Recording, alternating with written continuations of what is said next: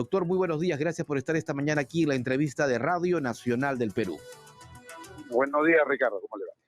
Bueno, ya se ha hecho pública la sentencia del Tribunal Constitucional, pero ello en medio de explicaciones que han dado dos de los magistrados indicando que no se les comunicó, que no se les informó acerca de esta audiencia en la que se vio de manera repentina el caso Fujimori y se dispuso la excarcelación. Es más, entiendo que sus firmas tampoco están y probablemente por ello se haya retrasado la salida de Fujimori.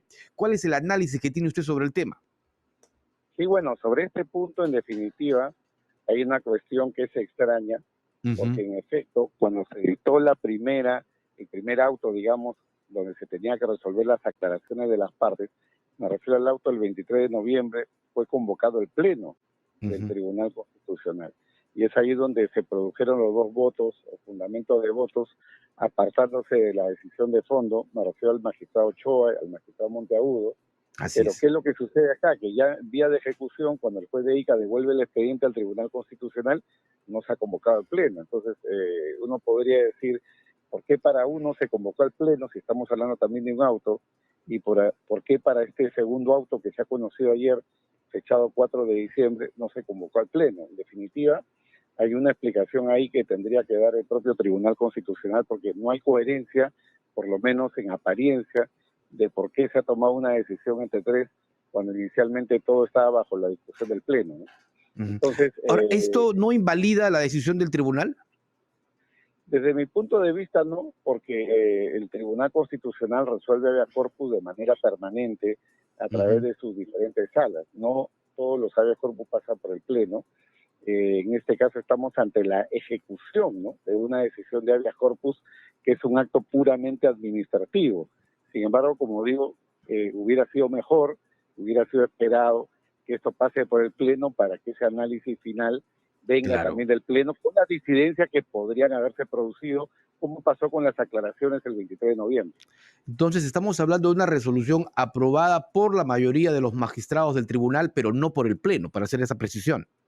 Exactamente, digamos, por una de las salas del Tribunal Constitucional. Una de las salas. Una decisión de ejecución del fallo, ya que es un acto, digamos, puramente administrativo, porque es un cúmplase, ejecútese, lo que no hizo el juez de ICA, y por lo tanto, digamos, es una decisión válida, aunque, como repito, hubiera sido mejor, hubiera sido más coherente que el TC en pleno tome esa decisión de ejecución.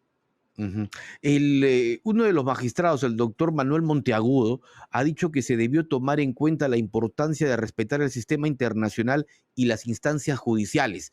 Y esta madrugada nos hemos despertado con el pronunciamiento de la Corte Interamericana que le dice al Estado peruano que no acate la decisión del tribunal. Sí, ojo, tengamos en cuenta que no es una decisión de la Corte Interamericana, sino es una resolución del presidente, de una sola persona. Sí. Ajá. Una sola persona, digamos, dándole una orden al Estado peruano, ¿no? Que es una posibilidad, sin duda, que está contemplada en el reglamento, en el artículo 27 de la Corte Interamericana de Derechos Humanos, como una suerte de medida provisional, ¿no? Pero eso, digamos, no es nuevo, en la medida que ya la propia Corte, ahora sí en pleno, había ordenado la inejecución, o digamos, la no aplicación, digamos, de la sentencia del Tribunal Constitucional del Habeas Corpus. Eso se había ordenado a través de una resolución de la Corte de fecha 7 de abril del año pasado.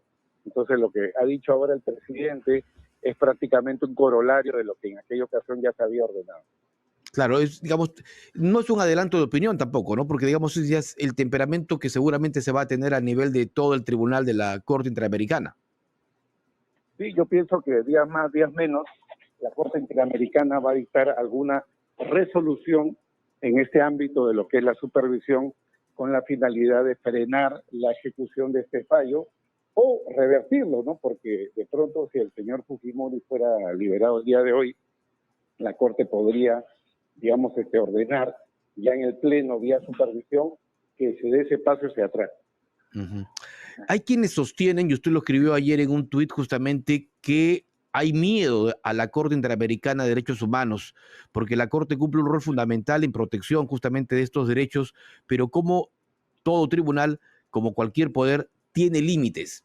Y tienes límites, entiendo, en donde tiene que respetar también la justicia de un país, o estos límites pueden sobrepasar hacia la justicia internacional, doctor? Sí, Ricardo, muchas gracias por la pregunta, porque a mí esta es la Pregunta que cuestión de creo fondo. generó toda una polémica ayer. Usted ha estado en la comidilla de todos los políticos y periodistas. Sí, yo creo que hay aquí que discutir la cuestión de límites de la competencia contenciosa de la Corte Interamericana por una razón muy sencilla, ¿no? La Corte juzga estados, no juzga individuos. Entonces no se entiende cómo, vía ejecución de un fallo de la Corte, se puede ordenar algo en contra de la libertad de una persona que no ha litigado a nivel de la Corte Interamericana. Y no lo digo por el señor Fujimori, porque pueden haber muchísimos casos más en la misma situación. ¿Cómo un tribunal internacional que no ha tenido como parte, que no ha oído, que no ha escuchado los argumentos, buenos o malos, ¿no?, de defensa de una persona natural, cómo la Corte puede tomar decisiones en relación a ello para efectos, digamos, de emitir un fallo final? Esa razón es la que para mí marca la diferencia entre lo que es la competencia contenciosa de la Corte, que debe de juzgar únicamente Estado, versus, por ejemplo, lo que hace el Tribunal Europeo. El Tribunal Europeo de Derechos Humanos, que es fuente de inspiración para la Corte Interamericana, no juzga individuos, juzga estados, y no se le ocurriría al Tribunal Europeo ordenar la excarcelación o encarcelación de una persona natural que no es parte de ese sistema. Usted mostraba además, creo, un caso relacionado a la Argentina, ¿no?, en donde fue multada, condenada internacionalmente. ¿Hubo algo de eso? Sí, a ver, en el caso de Fontevecchia, la Argentina, a través de la Corte Suprema, el 14 de febrero del 2017, determinó que la Corte no era competente para poder emitir precisamente decisiones respecto a personas que no habían litigado en ese nivel. Eso porque se había ordenado la anulación de una condena civil. Y eso no sucedió al final. Todo terminó porque en el ámbito de la supervisión, la Corte Suprema, como la Corte Interamericana, le dijo: mira, ya, no te he ordenado anular, no te voy a ordenar que dejes sin efecto tu sentencia, pero por lo menos haz una anotación al costadito diciendo de que yo he dicho de que esto es contrario al sistema interamericano. Pues la Corte Suprema dijo eso. Dijo eso, voy a hacer la anotación, pero no anuló su fallo, porque dijo que la Corte Interamericana no era cuarta instancia, no era una corte de casación, y por lo tanto no podía dar sentencias o fallos que afectaran a individuos que no habían sido parte del proceso o, digamos, el procedimiento interamericano.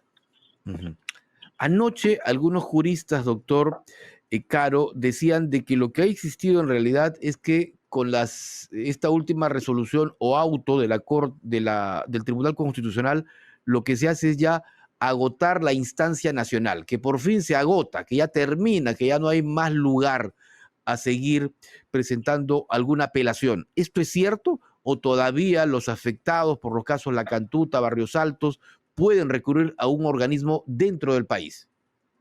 Mire, a nivel interno, yo creo que no queda nada por hacer. Ya está agotado. Todo está agotado porque el Tribunal Constitucional es el tribunal más importante del sistema peruano. En consecuencia, cualquier reclamación o cualquier decisión en contra, y que el Estado podría seguir o no seguir, eso está bajo discusión, debe de darse más bien a nivel interamericano. Ahí está el punto. ¿Volver al tema de la comisión primero y luego la Corte? Yo creo que ya no es la comisión, porque estamos hablando acá de una sentencia que ya se ha dado. Recordemos que la sentencia de Barrios Altos y La Cantuta son del año 2001 y del año 2006. Es un tema de supervisión o de seguimiento, ¿no? Y recordemos que en este ámbito de la supervisión o seguimiento ya no estamos hablando de sentencia, sino de la ejecución, y eso es lo que también es un poco raro, que vía supervisión la Corte le diga al Perú: oye, libera o no libera una persona que no ha sido parte ni de la sentencia ni de la resolución de supervisión, porque no ha litigado en el interamericano. ¿Esto significa que la Corte podría enviar una misión de supervisión a nuestro país? Mire, no está previsto la existencia de misiones de supervisión. La Corte lo que hace es convocar audiencias de supervisión. Y de hecho, audiencias, el Estado peruano, correcto, claro, tiene que participar en las audiencias que convoque la Corte, donde se va a discutir si Perú está cumpliendo o no cumpliendo. Si la Corte considera que Perú no cumple, el procedimiento es muy claro. La Corte tiene que mandar un informe a la Organización de Estados Americanos para que tome las decisiones que corresponda dentro de su ámbito de competencia. La Corte ya no puede hacer más allá de ello. Perfecto. Doctor Caro, muchísimas gracias como siempre por estar esta mañana y seguramente en cualquier momento lo volvemos a requerir. Muy gentil. Gracias, Ricardo.